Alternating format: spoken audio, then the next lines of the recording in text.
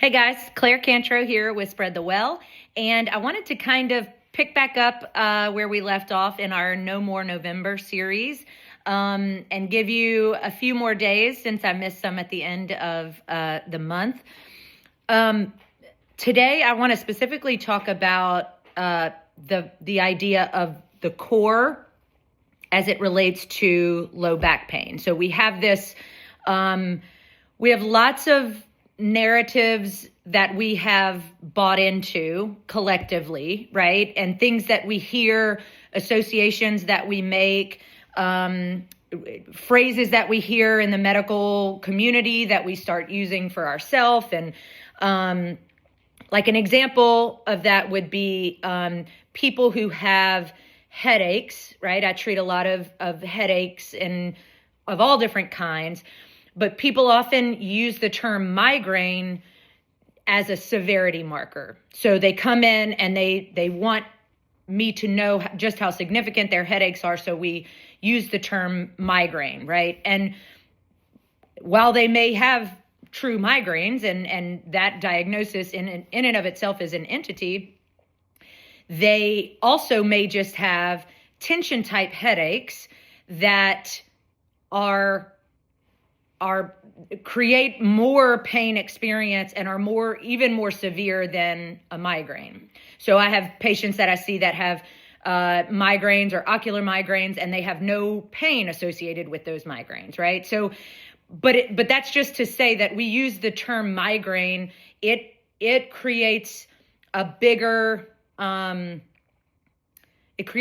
buy-in of severity, right? And so there are things like that we have used in the medical model to signify certain things. Bone on bone means I have, severe pain in that joint, right? Even if maybe we don't truly have bone on bone in a specific joint, but it's a severity, a degree of severity. So one of those associations that we've made is low back pain with this idea of a weak core. Okay. So we only get low back pain if we have a weak core, right? And then we have taken the thought that our core is our abs, right? So to fix our back pain or to prevent back pain, we're doing abdominal workouts, right? And if we're not given any background on that, then our ab workouts look like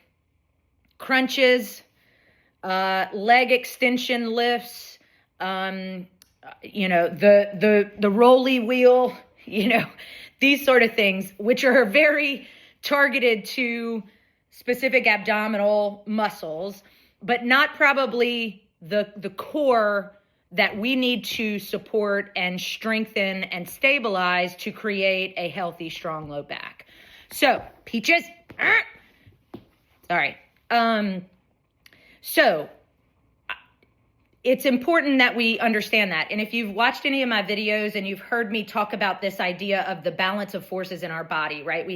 We're designed with these two neuromuscular systems that work technically in opposition of each other, but they support each other, right? So one group is this very dominant, big movers, power muscles, and then the other half, which are the antagonists to these guys, are postural and stability and endurance and fine-tuning of movements, right? And so these two systems work together for us to have good functional fluid movement, right?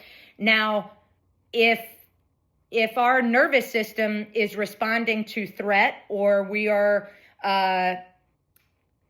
getting some message of potential danger, and we go into sort of a protective mechanism, then that big dominant system is going to turn on, and it's going to pull us into this fight or flight response. It's going to have us ready to fight for our lives, run for our life, whatever it is. And then that postural stability fine-tuning system turns off a little bit because we don't need that in that moment, right? The number one priority is safety and survival, and we don't need posture for that. The problem is that until we kind of rebalance the system, right? And tone down that really dominant protective response and turn on that postural system, then we're going to have a foundation of imbalance. And then we use these things that we know, like weak core equals low back pain, and we start trying to do abs, right, on a system that's already imbalanced. And then we're furthering the problem, right? When I try to strengthen a system that is in a state of imbalance, meaning that dominant system is way more on and the postural fine tuners are off, I'm going to create way more problems than I am good. Okay. So let's first talk about the fact that the core, as it relates to a very strong, stable, healthy lumbar system, our lumbosacral, low back, pelvis, all of that, has very little to do with your abs and way more to do with this core group of, it's like a box almost, of muscles that are very much part of that postural endurance stability system. And they include, at the top, the diaphragm, right? That big dome. At the bottom, the pelvic floor. Around is this transversus abdominis. Okay, so part of the abdominals, but not your rectus, not your six pack. Never had one of those. And and then your deep lumbar stabilizing muscles. These guys are tiny, tiny little things deep in the spine. Okay, so until we have toned down this, like if we truly have low back pain, then that means our nervous system is in a state of protection and responding to a threat. So for us to, with back pain, go straight into trying to, work on our core, then what's going to happen is this active system, which includes your iliopsoas, which is a deep hip flexor, which functions as a core muscle or as an abdominal muscle when it is on, right? So if I try to go and do leg lifts or sit-ups or crunches and my dominant system is on, I'm going to totally be using my iliopsoas. And the iliopsoas itself is probably one of the number one reasons why you have back pain. Okay, the iliopsoas is a deep hip flexor. It attaches to the front of the lumbar spine. We don't think about the front of our spine very often because it's in the back, but it's deep in our belly.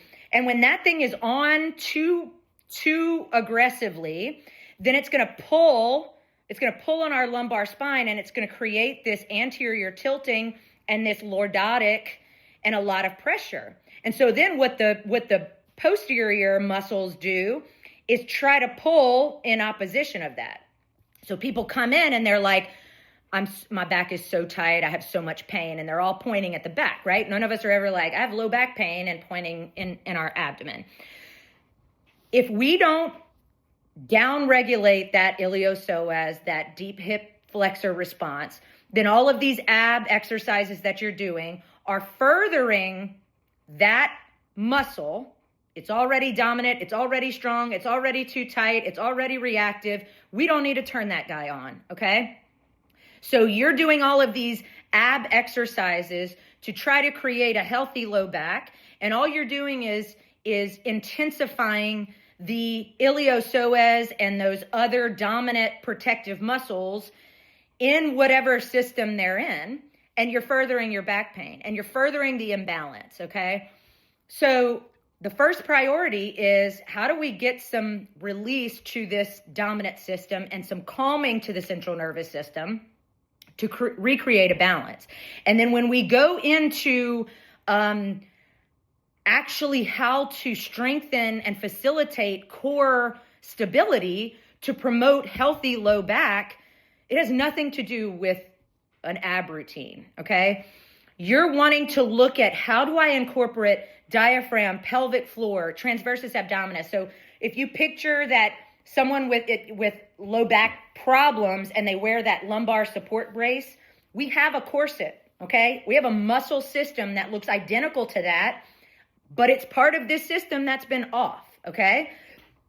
We throw on a lumbar support and it gives us support. We have one of those. We need to figure out how to turn it on.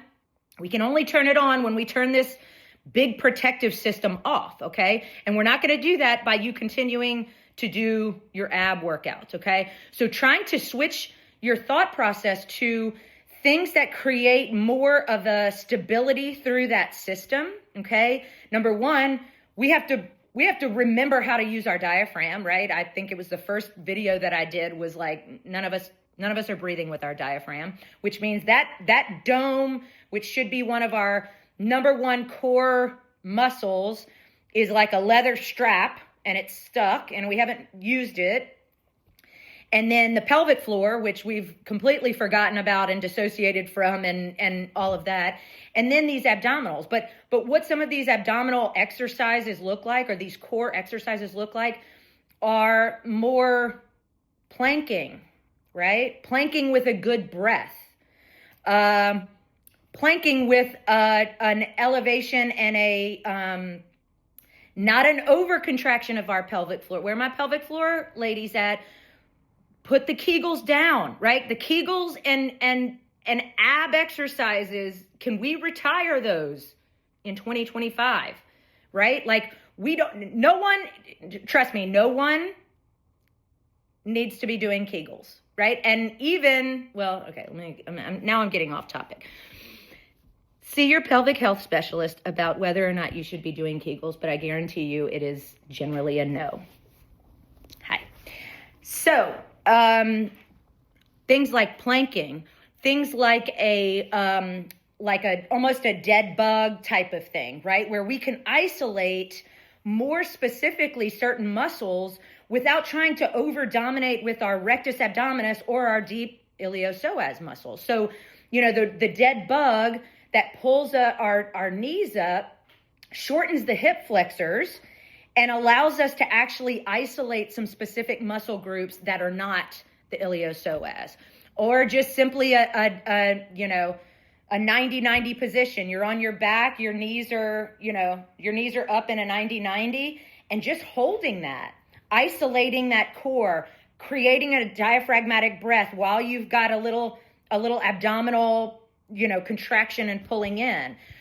We don't need to be rolling and leg lifts and all of that stuff. And that's not to say that there aren't times where you can do stuff like that. But if we're looking at, I'm doing abdominals to either, get rid of my back pain or prevent back pain or whatever it is, there's a system put in place for that. And it has nothing to do with these big, gross motor abdominal exercises. Okay. So, again, you're just going to hear me continue with this narrative of like, until that big dominant protective system is back in a balanced place, all of this effort to strengthen, right? Like certain things like, we really need to work on this quad to support that knee.